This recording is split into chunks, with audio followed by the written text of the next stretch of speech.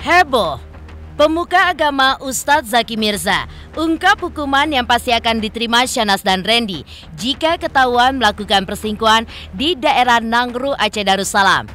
Menurut Ustadz Zaki Mirza, jika Syahnas dan Randy melakukan perselingkuhan itu di Aceh, dipastikan akan menerima hukuman cambuk seperti yang ditetapkan di Aceh. Lantas, apa sajakah yang membuat seseorang bisa mendapatkan hukuman cambuk di depan umum seperti yang terjadi di Aceh menurut pakar hukum? Dan seperti apa pula masyarakat mengungkapkan hukuman tersebut yang secara syariat harus dipertontonkan kepada masyarakat sekitar? Sementara itu, di balik hukuman yang pasti didapatkan Randy dan Syahnas jika melakukan perselingkuhan di Aceh, saat ini diketahui belum ada permintaan maaf apapun dari Syahnas yang ditujukan kepada Lady. Lantas, bagaimanakah Randy menyikapi hal ini? Benarkah Randy pun juga menyayangkan sikap yang dipilih selingkuhannya itu yang seakan berbanding 180 derajat dengan apa yang dilakukannya? Ya, seperti diketahui, Randy pun masih berusaha agar sang istri menerima permintaan maafnya dan membuka pintu hatinya kembali. Salah satu usahanya dengan menghapus tato wajah Syahnas di punggungnya. Lalu, seperti apa resiko yang harus ditempuh oleh Randy ketika ingin menghapus tato wajah Syahnas tersebut? Pemirsa, bersama Intens Investigasi, kami hadirkan kabar terkini, terpercaya, dan teraktual. Tetapi sebelumnya, jangan lupa untuk like, subscribe, dan juga share channel YouTube ini.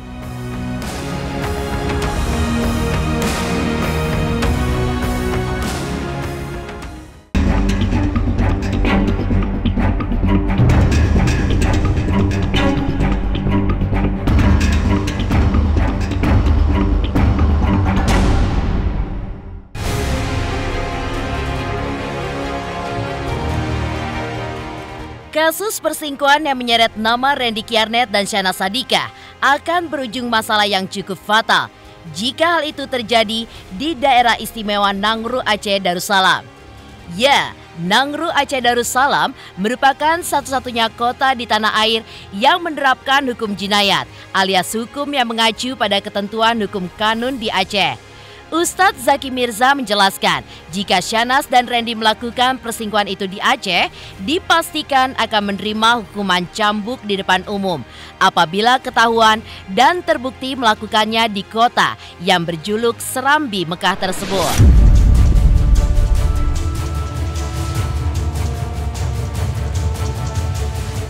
Zina ini satu perbuatan yang masuk dalam kategori dosa besar. Jangankan berzina, dalam agama Islam mendekati zina itu sudah dilarang. Dalam hukum Islam tentunya ada satu konsekuensi, bahkan dicambuk sampai 100 kali, bahkan sampai mati. Namun dalam konteks bernegara ini kan tidak bisa disamakan dengan hukum Islam yang berlaku di zaman dahulu kala ya. Bahkan di Aceh pun masih ada pemberlakuan hukum Islam. Jadi jangan heran kalau di Aceh itu ada orang yang ketahuan berzina, dengan beberapa saksi, si perempuan ini dicambuk sampai 100 kali.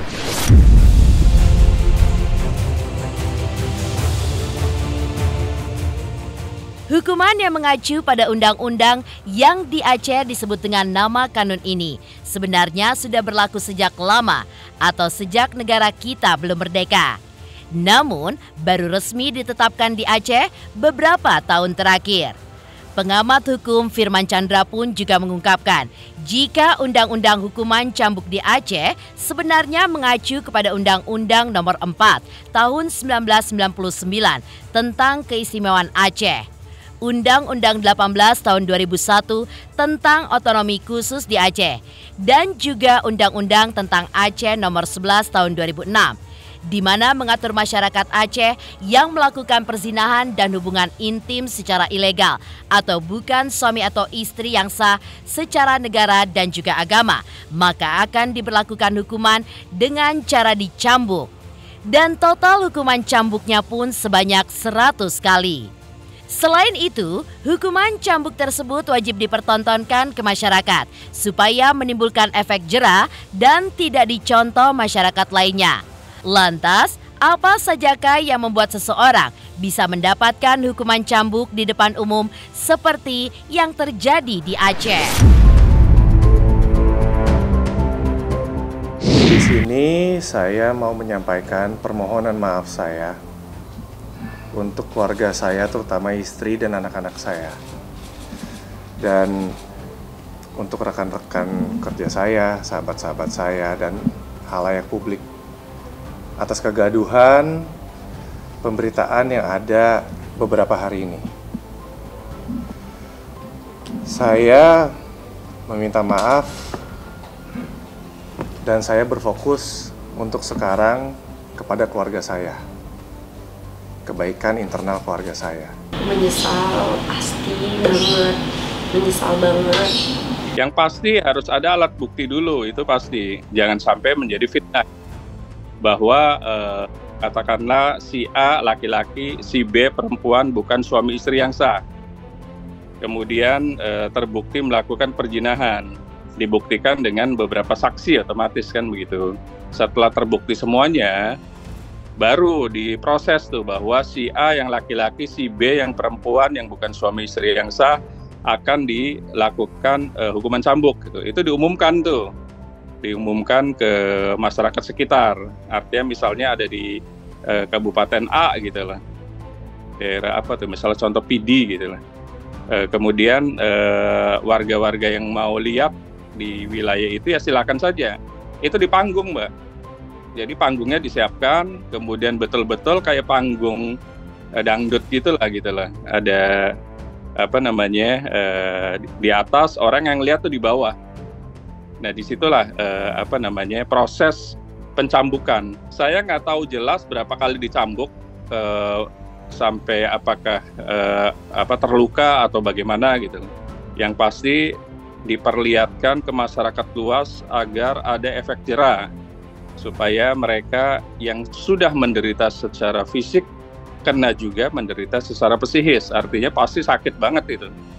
Yang lebih sakit sebenarnya bukan fisik kan mau digimanain juga berapa kali ya, mungkin secara fisik saja paling berdarah, kemudian rusak tulang dan lain-lain. Tapi rasa malu itu loh yang menimbulkan, karena masyarakat harus melihat, itu salah satu konunnya gitu loh.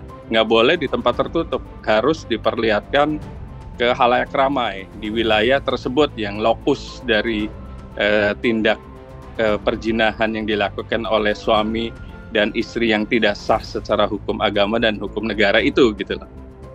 Jadi yang paling berat tuh rasa malunya, karena kan pasti diperlihatkan ini namanya ini, alamatnya di sini, orang kan pada tahu akhirnya kan.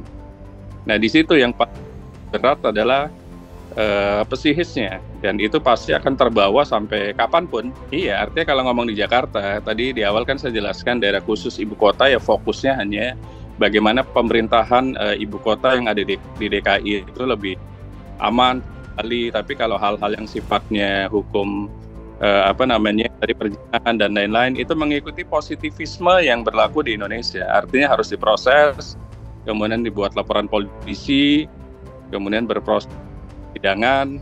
Kalau memang betul terbukti perzinahan, ya berarti dihukum dengan ancaman hukuman maksimum 9 bulan.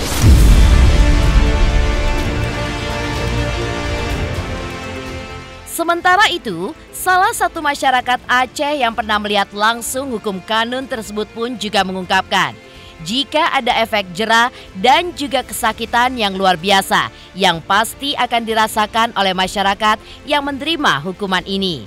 Apalagi dengan dipertontonkan di depan umum dan disebutkan nama serta dari mana dirinya berasal. Tentu membuat para pelakunya kapok, sehingga tidak akan mengulangi hal tersebut di kemudian hari. Ya, kalau luka-luka sih udah pasti ya.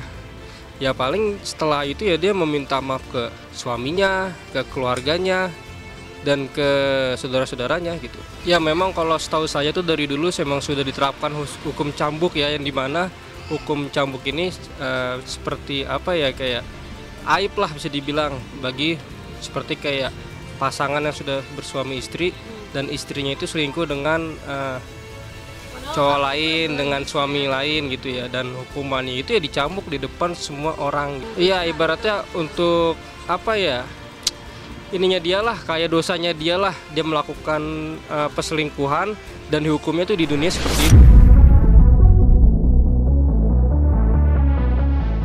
Sementara itu, yang tidak kalah mengejutkan publik adalah ketika Ustadz Dery Sulaiman mengatakan di depan publik, jika seorang perempuan atau istri yang melakukan perselingkuhan, maka sang suami pun wajib menceraikannya. Benarkah pula hal ini pun sekaligus menyalahi apa yang dilakukan JJ dengan memaafkan dan menerima kembali Syahnaz? Kalau berzina itu sebetulnya tak ada ampun, ya, mau laki-laki mau perempuan, sama aja hukumannya. Jelas kalau terbukti, Bang, hukumannya dalam Islam itu rajam, Bang. Bukan dituntut cerai lagi, tapi dirajam. Dirajam itu dikubur, badannya, kepalanya dipukulin batu, kan itu. Itu kalau kita mau bicara syariat agama, ya. Tapi ada orang yang perempuan yang ketahuan suaminya bermaksiat, berselingkuh, berzina. Kemudian dia memutuskan untuk menutupi aib itu, kemudian dia tetap menjaga pernikahannya, itu nggak ada masalah, Bang. Itu urusan dia dengan Allah, ya. Tapi kalau ini sudah terpublish, maka apalagi udah ada pengakuan, maka sebetulnya laki-laki, ya, kalau sudah perempuan istri mengaku dia berzina, dia berselingkuh dengan laki-laki lain, maka arahan dalam agama itu untuk menceraikan wanita itu. Itu arahnya, Bang, bukan memaafkan dia. Karena memang saya sering dengar dari para ulama, kita tidak boleh menikah dengan wanita yang mencintai laki-laki lain. Nah, ini bahaya, Bang. Jadi kalau seandainya tidak ada rasa cemburu, maaf ya, ada laki-laki yang membiarkan istrinya pergi dengan laki-laki lain, kemudian tidak ada rasa cemburu, istrinya berpelukan dengan laki-laki di depan dia, ini kadang-kadang udah jadi budaya, kan. Dan ini jadi sebuah permasalahan sosial yang bertentangan dengan syariat agama. Nah, jadi laki-laki dayus ini yang tidak ada rasa cemburu kepada istrinya, itu kata Nabi diharamkan mencium bau surga, Bang. Nah, itu maksudnya. Jadi kemarin aku tuh sempat ditanya, kalau laki-laki mengetahui istrinya berzina, maka dia harus menceraikan.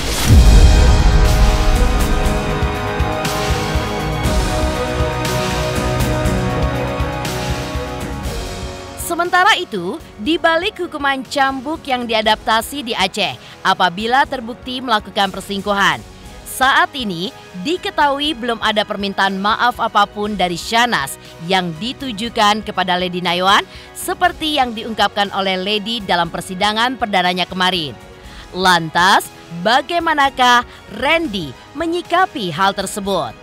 Pemirsa Intens Investigasi, jangan lupa untuk like, subscribe, dan juga share channel YouTube ini.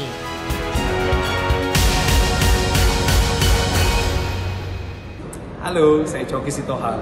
Saksikan terus Intens Investigasi sehari 3 kali, Senin sampai Sabtu di YouTube channelnya. Like, subscribe, and share. Don't forget.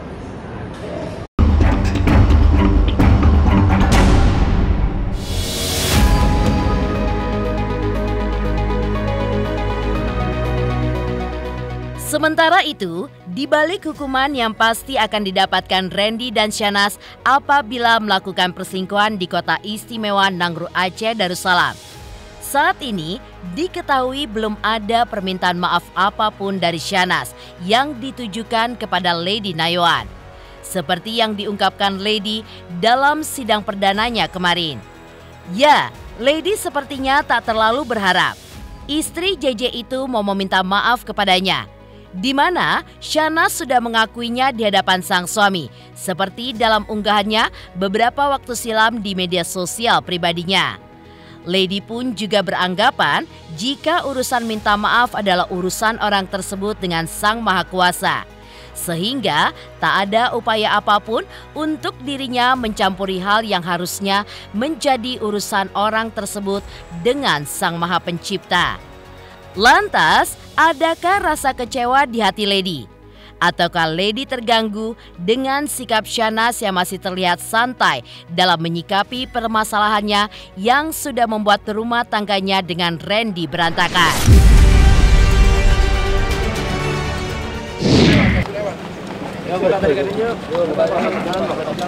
Pelan guys. Pelan-pelan guys. Sini lurus.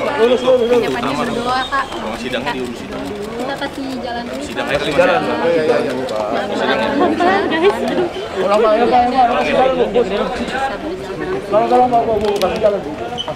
Makasih ya kak, makasih banyak, doain ya kak ya. Iya. Bisa ini mau lewat. Yang dipersiapkan mungkin apa? Ayo.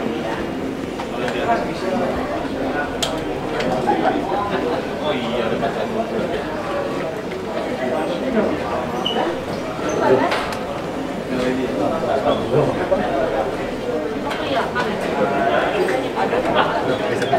Sebelah kiri.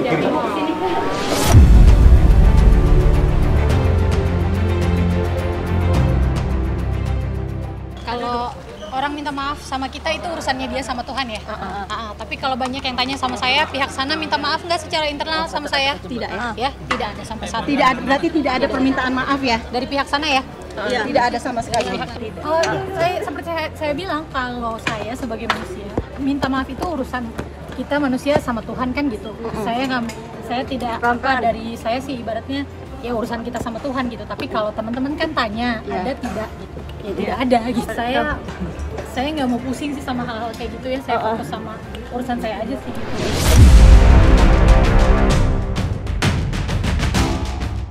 Ya, sikap yang ditujukan Lady sepertinya juga tercermin dari hal yang juga dilakukan suaminya, Randy Kiarnet.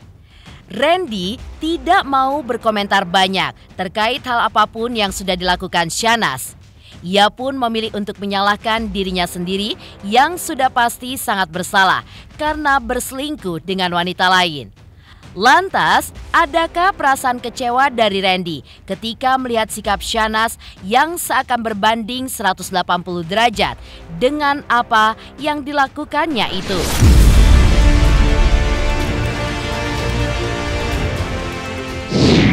Mungkin kalau dari pihak sana saya nggak tahu ya, no comment ya itu. Tapi kalau saya sendiri sebenarnya mungkin sudah ada, cuma mungkin saya belum secara langsung lagi nih, sekarang belum ada momennya lagi untuk ngomong sama dia karena kan belum ada kesempatannya untuk ngomong secara luasa, ngobrol sama Lady, komunikasinya enak. Karena kan nggak gampang. Enggak sih, maksudnya kalau pihak sana, urusan pihak sana sih. Kalau saya sih dari kejadian ini hari pertama, saya udah sadar sih, yang saya pikirin, oh saya udah bikin salah besar aja sama dia. Kalau sana saya dokumen nih, ini perjuangan saya aja mbak buat dapetin istri saya lagi. Mungkin ini cara saya untuk nunjukin tanggung jawab saya udah buat salah besar, saya nyakitin hati dia berkali-kali. Ini mungkin juga sebagai permohonan maaf saya sama Lady. Ini perjuangan saya aja untuk dapetin Lady lagi, hatinya Lady lagi.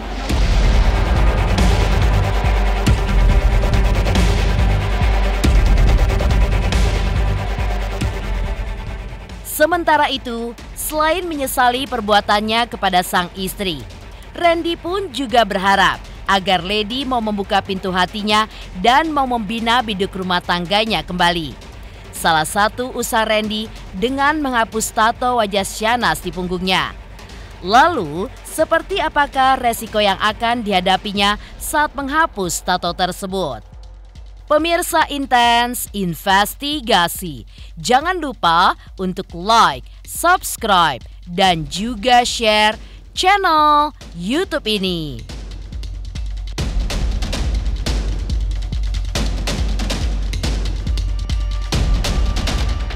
Hai pemirsa Intens, jangan lupa saksikan selalu Intens dan di YouTube channelnya juga. Jangan lupa like, comment, and subscribe.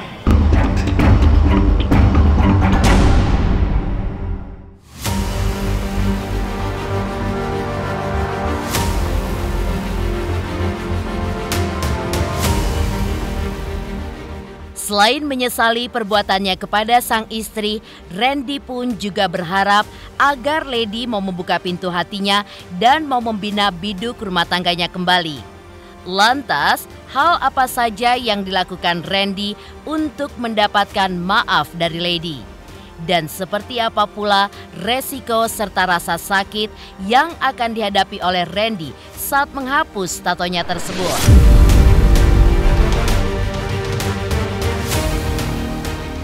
Yang pasti secepatnya sebelum terlambat lah buat saya membuktiin ke Lady kalau saya ini serius, saya mau bertanggung jawab, saya mau nebus kesalahan saya. Ya pasti dari diri saya sendiri sih, saya juga udah banyak konsultasi sama kakak pembimbing di gereja juga, itu Pak Gideon Simanjuntak. Kebetulan dia sangat membantu juga, terus saya juga maksudnya gini loh, kasus orang selingkuh kan bukan cuma saya ya. Tapi kan yang kasusnya sampai satu Indonesia Raya tahu itu kan saya. Mungkin itu udah cukup bikin saya kapok. Karena kalau saya kasarnya gini deh, kalaupun misalnya saya melakukan lagi, saya dapetin Lady aja nih, untuk komunikasi sama Lady aja sekarang susah banget. Saya mau perbaikin aja susah, apalagi saya mikir lagi, ngelakuin lagi. Saya mikirin anak-anak saya nanti gede ini kayak gimana, pemberitaan kayak gimana, belum lagi yang digoreng, belum lagi yang nunggangin buat keuntungannya, buat jualan. Jadi buat saya cuma mikir satu, anak-anak saya jangan sampai jadi korban. Kalaupun anak-anak saya ngelihat saya ini yang bersalah, seenggaknya dia lihat papanya ini papa yang bertanggung jawab, ngakuin kesalahan, minta maaf sama mamanya, berjuang, nyatuin keluarga lagi secara baik-baik.